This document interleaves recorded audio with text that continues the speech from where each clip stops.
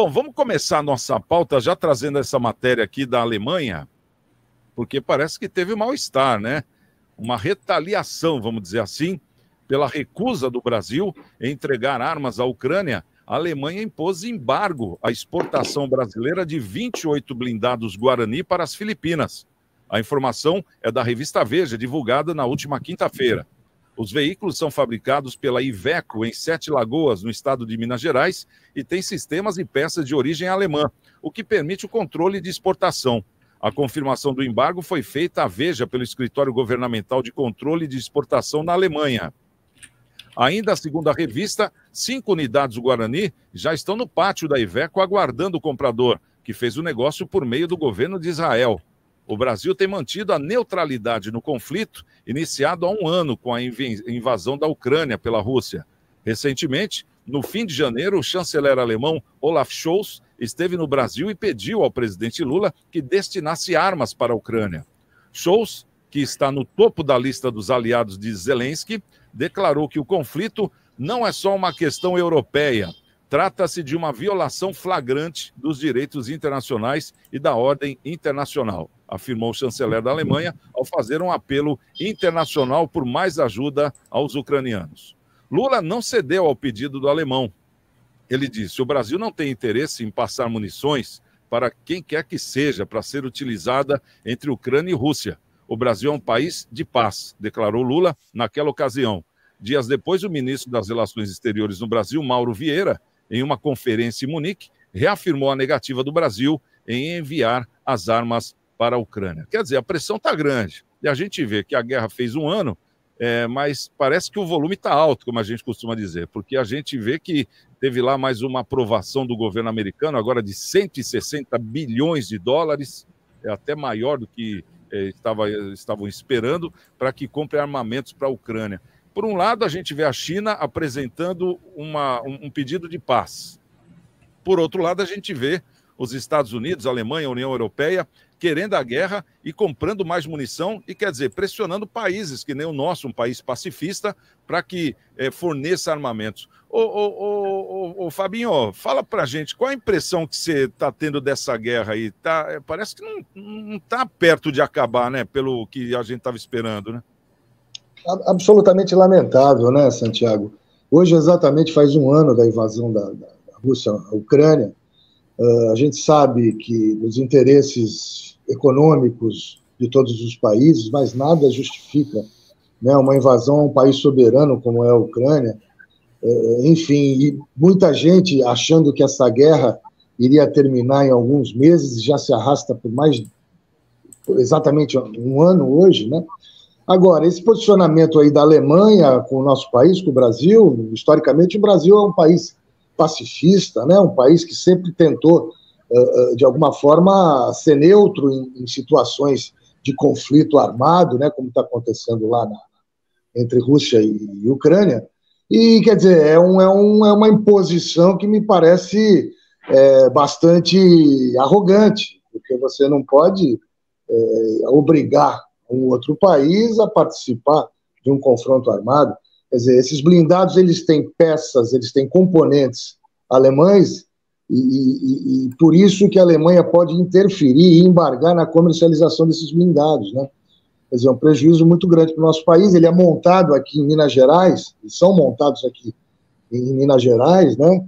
E eu estava lendo também, quer dizer, a Argentina, o Brasil estava em avançada negociação com a Argentina, de 156 desses blindados, quer dizer, são valores bastante significativos que agora com esse embargo prejudica o país e estremece, de certa forma, o relacionamento entre o Brasil e a Alemanha, que sempre foi muito bom, né, comercialmente, enfim, a gente nunca teve notícia que esse relacionamento comercialmente não fosse bom. Agora, nessa situação, é preciso que a diplomacia entre, que as pessoas interessadas ponderem essa situação, porque eu acho que você não pode obrigar um país a fornecer munição para outro num conflito armado. Eu acho que foi um posicionamento arrogante e enfim, que não pode ser admitido de fato.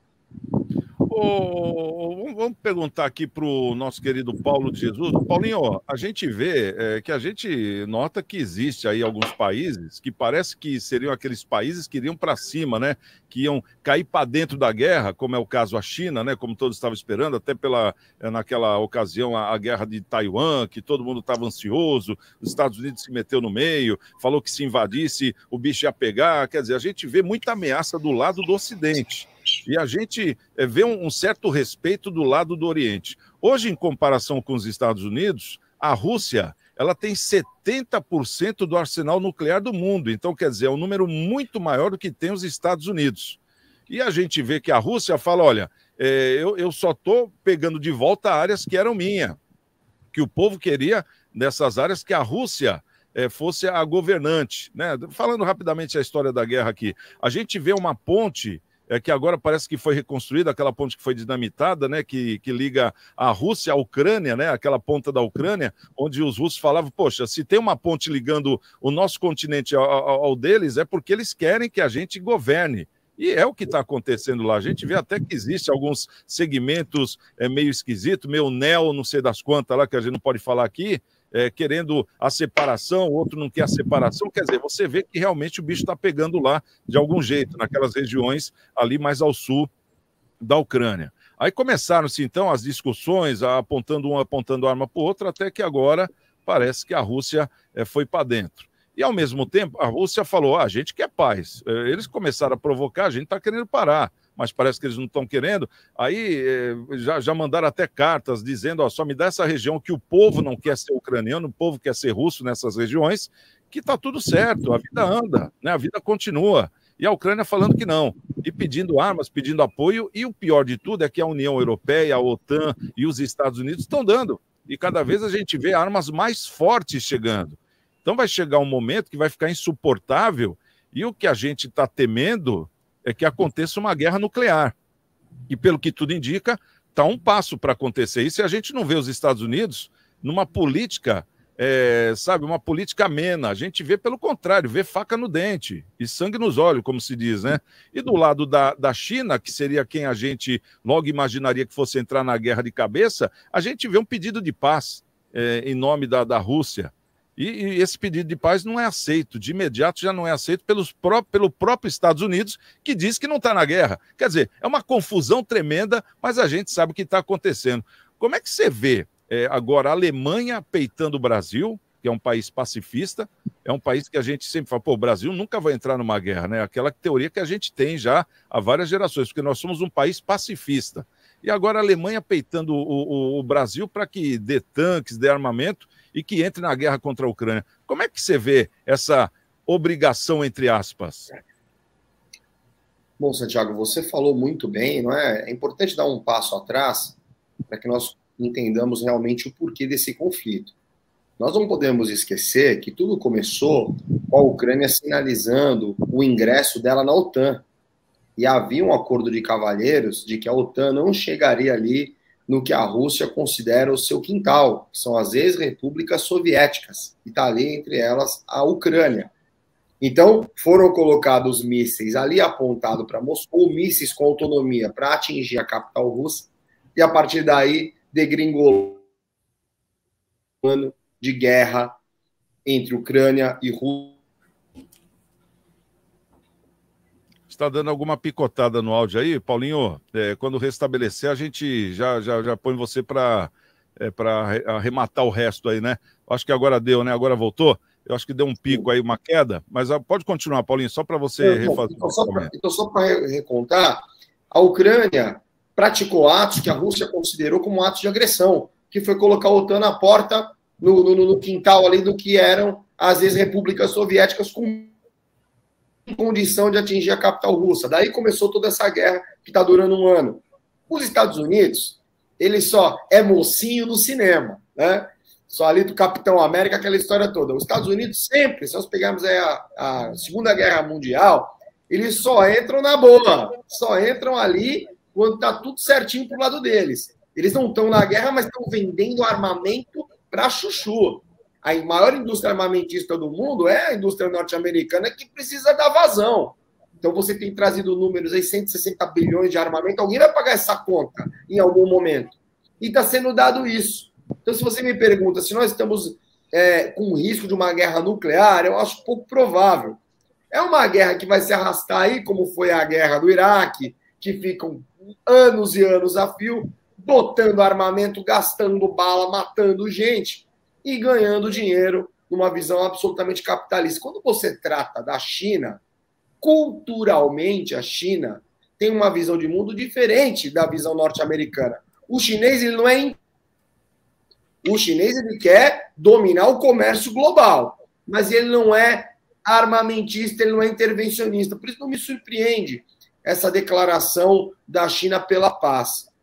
Então, Santiago, eu penso que essa guerra só vai ter fim na hora que os Estados Unidos derem conta ou estiverem satisfeitos com o que ganharam de dinheiro com relação a esse evento. E falando com relação à postura da Alemanha, com relação ao Brasil, mostrou um comportamento de um país não amigo, não é? Porque um amigo, ele não impõe uma condição ao outro, ele não impõe ressalva ao outro, ele respeita a soberania que o Brasil tem e o direito de não participar de guerra alguma.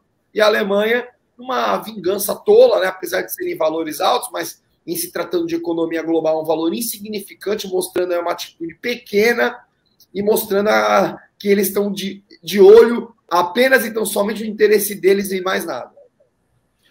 Marcelo, a gente vê dentro disso que o Paulo falou que nós temos convites só para coisa ruim, né? Para coisa ruim, nossa, vem agora que nós estamos precisando. Agora, para coisa boa, por exemplo, o Brasil entrar na União Europeia lá para poder fazer importações, exportações, no caso, já não pode, né? Aí não, aí já não serve, quer dizer, porque o Brasil vai ganhar dinheiro com isso. Aí nos vê como um concorrente, né? Agora, nessa questão aqui, os caras vão em cima da ferida, né? Porque esses tanques aqui que a gente estava até mostrando, vou até pedir para a produção colocar no ar de novo, esses tanques aqui são justamente esses guaranis, que são esses tanques aí que foi feita uma encomenda, e isso traz uma receita boa para o país. E agora a Alemanha, quer dizer, que é detentora de alguma tecnologia, conforme o Fabinho comentou, né? Ali das peças do tal do tanque, pela marca dele, a Iveco, né? Que é montada aqui no Brasil, aí já boicotaram, não pode mais fazer o tanque, não pode mais trazer o tanque, zerou. Quer dizer, porque a gente não quer entrar no meio de um rolo deles, que a gente está longe disso aí. Como é que você vê? Isso aí é uma sanção para o Brasil, né, o Marcelo? Como é que o Brasil deveria responder a essa sanção alemã? É aquele negócio, né? Indiretamente, eles ajudam esperando algo em troca, né? Eu fico pensando aqui, o que será que eles querem em troca pela doação ao Fundo Amazônia, né? Já pensou o que eles querem em troca? Não sei, né? Vai saber, né? Agora, nessa questão aí da guerra, eu fiquei, depois que você trouxe a manchete aqui, a notícia, me veio à mente a fala do número 2 do Estado-Maior das Forças Armadas, né? Que nós podemos ter problemas num futuro muito próximo, por falta de investimento nas Forças Armadas. Por que ele falou isso? Porque não está tendo investimento em material bélico, em treinamento, equipamento e tudo mais, né? Então, veja, o que será que ele está vendo que nós não estamos vendo? Né? Será que por conta dessas não participações, dessas negativas, né? Porque, assim, em algum momento, essas negativas, tá, essas retaliações vão chegar para nós, né? Vai chegar para nós. Para quem está entrando no mundo político, quem entra no mundo político, né? A figura do em cima do muro, ela não tem muito tempo de vida. Ela tem que se posicionar ou de um lado ou de outro. E quando se posiciona, ela tem que se colocar lá e ajudar, colaborar dentro do seu possível, né? Se ajudar. E aí o Brasil ficar naquela neutralidade pode trazer algum tipo de problema. Não sou nenhum nem outro. Eu gosto de um e gosto de outro. Para mim, os dois são meus amigos, está tudo certo, que é o que realmente é. Só que, você vê, o pessoal o grupo da OTAN já está buscando o Brasil. Vem Estados Unidos, vem Alemanha, vai vindo os outros países, tá bom, buscando o Brasil, né? O Putin tá lá, tá na dele, né? Mas o Brasil também, né, de uma forma ou de outra, pede apoio lá. O governo anterior pedia, né? O governo atual quer uma certa aproximação, tal. Mas eu volto a dizer, no mundo político, né, a neutralidade ela pode trazer problemas. Então, esperem um posicionamento, ou de um lado ou de outro. Somos contra a guerra, somos isso, somos aquilo. E aí? Você é contra, mas e aí? Né? Como é que você vai fazer? O que você vai fazer? Você é contra, mas vai ficar aí quietinho? Né? Não é bem assim. Mas, Santiago, se você me permitir, só um adendo aí à fala do Marcelo, eu acho até que, de fato, você tem razão, Marcelo, quando se fala num posicionamento. É importante se posicionar, mas não necessariamente você tem que fornecer armamento, munição. Você pode se posicionar, oferecer uma ajuda de uma forma talvez política, diferente, e não necessariamente fornecer armamento bélico, né? Eu tenho a impressão que o Brasil também não concorda com a invasão de um país soberano. O doutor Paulo falou bem aí do problema da OTAN, que teve um acordo de cavalheiros e tal, mas aí, pelo menos ao meu ver, a diplomacia ela tem que entrar em ação e não uma atitude extrema de você invadir um país soberano. Enfim, mas aí já é uma outra discussão. Mas acho que o posicionamento é importante, mas não necessariamente você fornecer armamento bélico, né? Porque aí já é um outro nível de... É um outro nível de cooperação. É complicado. É estranho. Nesse caso em específico, eles estão querendo que o Brasil doe o armamento, né? Eles munição. não querem comprar o armamento, né? Não, já deu uma doação, é uma coisa. Agora, se for comprar, é um comércio. Os tanques, tem aqueles tanques Leopard 1 com o Brasil, né? Aquele mais antigo da Segunda Guerra, eles estão querendo esses tanques já para pôr na guerra da Ucrânia. Isso já foi dito, já tem o endereço. Não é aquele negócio, você quer vender o seu tanque para mim? Quero. Quanto você quer? Quero tanto. Tá bom. Tó. Aí o cara põe na guerra da Ucrânia. É outra coisa. Agora já com endereço. Então você já está endereçando um país a entrar na guerra também. Isso aí é amigo da onça. É isso que eu estou falando. E o Brasil tem que também dar um troco aí na Alemanha em questão de sanção. Ou de alimentos, né? Quer dizer, eu acho que deveria ter também algum tipo de sanção contra a Alemanha. Porque você me obriga a entrar numa guerra e ainda me boicota? Que negócio é esse? Não esperou nem a minha resposta, vem falar de democracia? Que democracia é essa? Então, acho que o contexto é esse, porque essa guerra, ela se diz uma guerra democrática, é uma luta para que a democracia impere no mundo, né? E, quer dizer, fala em democracia e obriga um país, o país fala que não, e agora, não, então você está sancionado, não vamos mais fazer parceria. Pô, sacanagem, que democracia é essa? Do Araque, né? Essa que é a verdade. Aquele negócio, né? Ei, Santiago, aquele negócio, que é meu, o que é teu é nosso. Né? O que é meu, o que é teu é nosso. E é o que eu falei, por que não convida o Brasil para entrar na União Europeia lá, para mandar os seus produtos? Aí eles ficam boicotando a gente todo ano, alguma coisinha, tá faltando uma lapiseira, tá faltando uma borrachinha, sabe, uns detalhezinhos besta que você vê que já estão boicotando o Brasil nessa questão, porque se o Brasil entrar na União Europeia, ele come todo mundo em questão de agronegócio. Agora, para a guerra, o cara obriga. Meu amigo, fica você com a sua guerra e me deixa com o meu alimento. Não é essa que é a questão. É mais ou menos isso, né, Paulinho? Só para a gente encerrar a pauta aqui. Então, eu acho que deve ter um troco aí, não tem, não? Sem dúvida nenhuma. A Europa não tem condições de permanecer de pé na guerra. Ela precisa de ajuda. Por isso os Estados Unidos está entrando nessa. E o Brasil não é um país intervencionista. E como você bem falou, nem deu a resposta ainda, eles já estão batendo. E o Brasil tem meios. Porque apesar de todo esse boicote que a União Europeia empreende no Brasil, o Brasil ainda é um dos maiores exportadores de alimento para a Europa. Mesmo com todas as dificuldades que eles impõem, porque eles sabem, né, Santiago? A França você passa num dia de trem. É um país do tamanho do estado de São Paulo. Se o Brasil com o agronegócio entrar na Europa, vai dizimar o mercado deles. Então eles ficam colocando esse tipo de barreira para impedir. E no pouco que eles levam vantagem, eles querem nos prejudicar. Mas que fica de alerta, sempre tem que olhar o lado positivo. Por isso a gente tem que investir na nossa indústria. Nós não temos que depender deles para componente eletrônico, componente mecânico, componente de indústria. Nós temos que voltar a fazer a indústria crescer para não depender de país nenhum e não ter boicote mesquinho essa palavra, como esse imposto pela Alemanha ao Brasil. E na pior das hipóteses, né, Paulo, procurar um novo parceiro para que substitua esses componentes alemães de um outro país, ué. Né? É que no caso a indústria brasileira, né, nós perdemos muito, né? A Fiesp vai virar o órgão de importação, não da indústria, porque a gente só está trazendo componente de fora. Então nós temos que abrir o olho para os próximos 5, 10 anos. Pô, a gente ter condição de fazer. Nós já discutimos aqui no Cidade em Debate, por exemplo, o entregador por drone, lembra, Santiago? Debatemos aqui, empregos que vão ser perdidos, a tecnologia está batendo na porta. Nós temos que investir para não ter aí um país ou outro como a Alemanha se comportando dessa forma deplorável em relação ao Brasil.